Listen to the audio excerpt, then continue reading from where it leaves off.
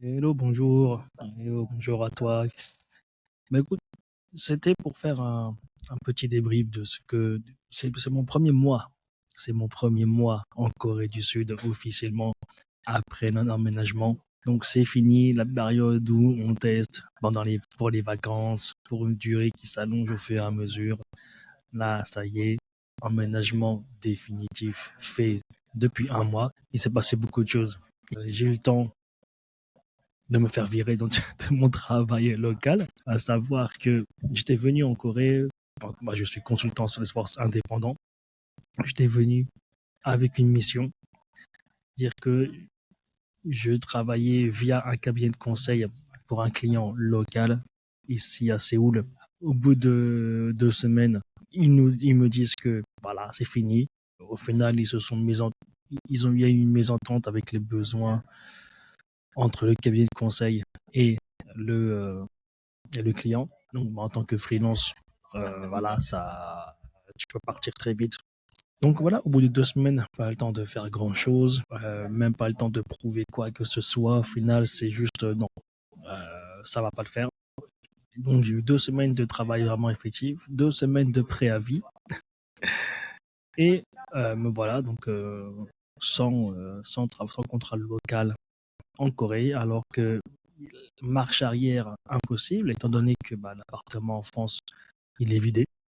Voilà, donc tous les meubles sont partis au fur et à mesure. Donc voilà, un réaménagement en France n'est pas envisageable. Donc ça facilite les choses. En même temps, ça pousse à rester sur place, à trouver d'autres solutions. Mais quand tu changes de pays comme ça, avec femme et enfants, il faut vraiment assurer derrière. La chance que j'ai eue pour me débrouiller, c'est que j'étais venu en France, enfin en Corée, avec en fait deux missions, une mission locale et une mission que j'ai pour mon client français que je n'avais pas abandonné. C'est-à-dire que pendant un certain temps, donc pendant le déménagement, pendant un mois, je travaillais sur les fuseaux horaires coréens de 9h à 18h pour le contrat coréen local et de 18h à 2h du matin pour les Français. Donc voilà, c'était un petit peu intense, mais au final, à ma grande surprise, c'était un peu plus facile que prévu. Donc je tenais le rythme, quoi qu'il en soit. Bref, le contrat local, voilà, il n'y a plus. Merci, au revoir.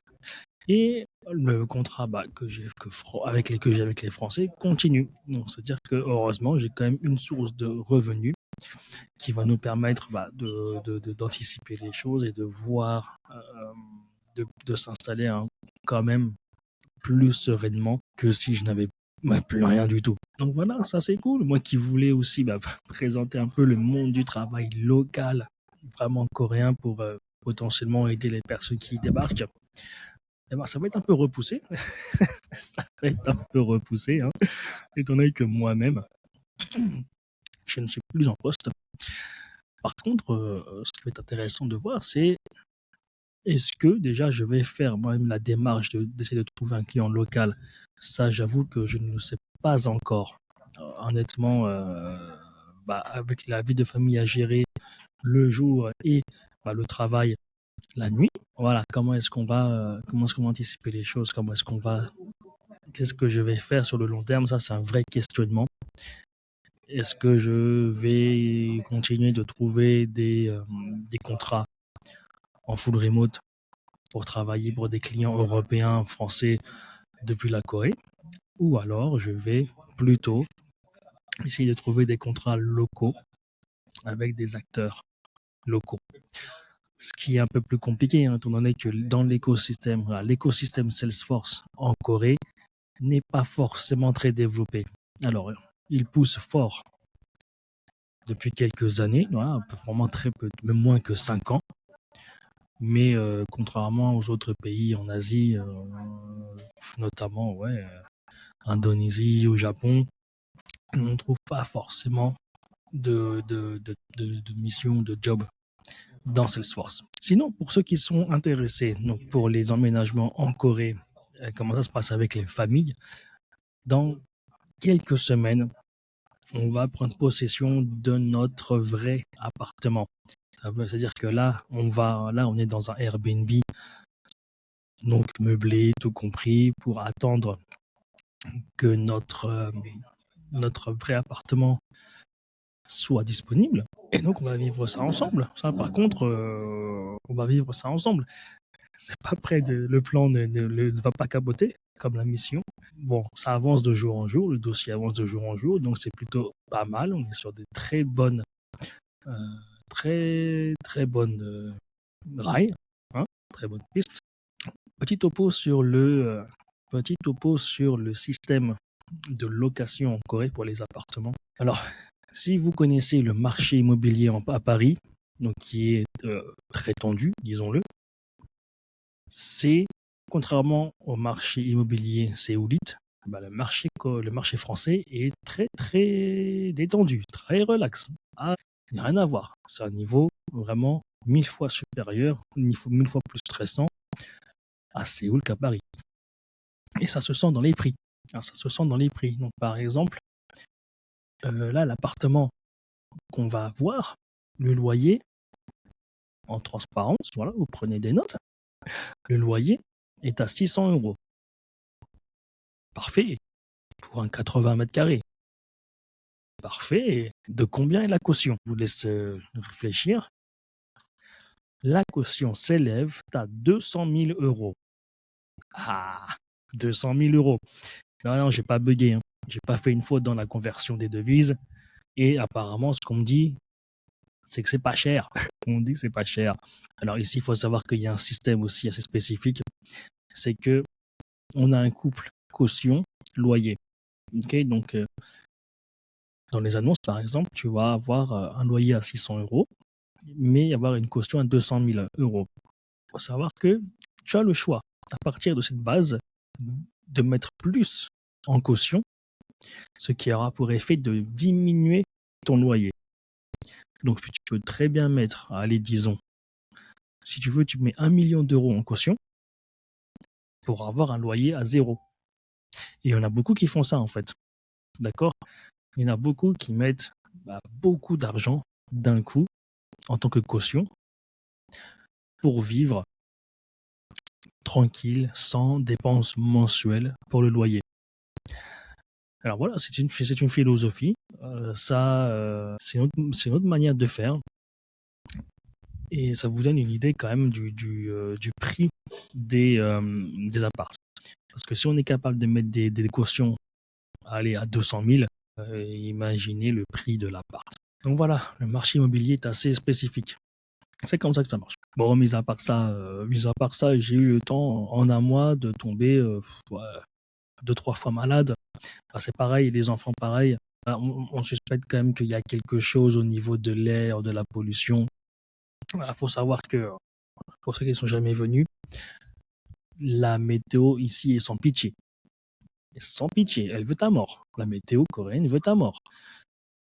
Niveau saison, bon, on a les 4 saisons classiques des climats tempérés, il n'y a pas de souci.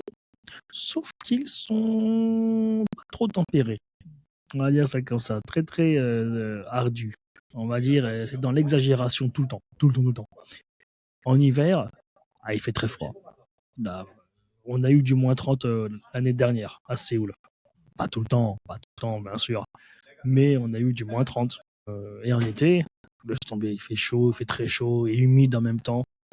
Bon, c'est il faut la clim. Là, on comprend qu'il y a des clims partout. C'est très moche. Hein. Sur une façade des buildings, tu as toujours des gros blocs. Toujours une façade qui est réservée aux blocs de clim. C'est très laid. Mais il faut la clim partout. C'est essentiel. Et en général, tu sors pas l'été beaucoup, quoi. Tout comme l'hiver. Quand il y a moins 30, tu n'as pas envie de sortir.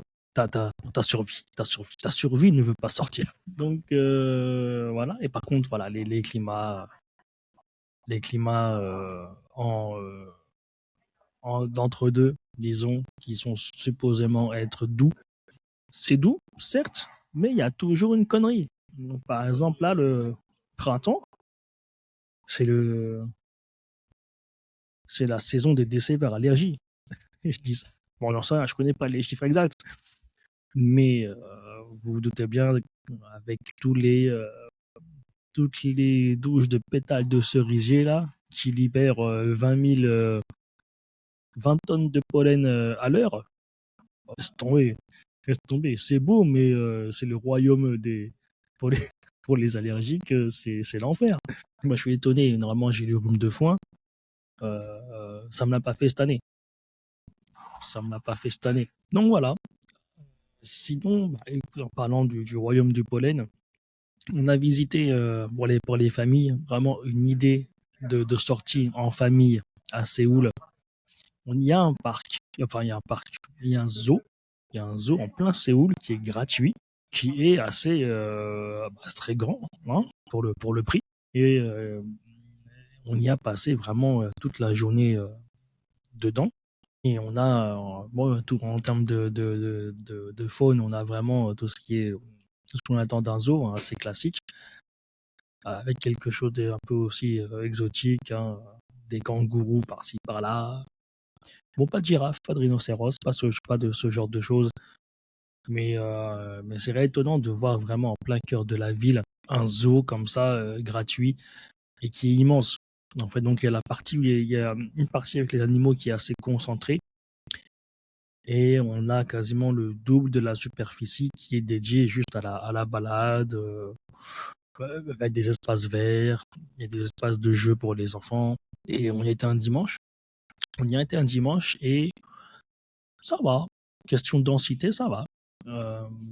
Sauf vers mi-après-midi, ça a commencé vraiment à être blindé. Et par contre, pour la Corée, voilà, il y a une telle densité de la population qu'à chaque fois qu'il y a un event ou alors un endroit assez très bien coté, c'est l'inconvénient. C'est le métro, mais tout le temps dans la rue. Ce qui n'est pas forcément l'idéal, qui n'est pas l'idéal évidemment pour les sorties en famille, pour les poussettes, etc. Mais ouais, non, mais très très bonne idée de sortie. Tiens, faudrait que je mette l'adresse quelque part. Bon allez, ça suffit pour, je pense pour le. Je vais essayer de faire des journaux comme ça pour faire découvrir aussi de temps en temps des formats un peu plus longs. Contrairement d'habitude, je fais vraiment des formats un peu plus courts. Je vais essayer des formats plus longs pour avoir le temps de discuter, de se poser, de développer quelques idées au fur et à mesure. Toutes les semaines, toutes les 2 semaines, tous les mois, on verra. On verra aussi ce que si t'aimes bien, on continue. Ouais, c'est comme ça. Allez.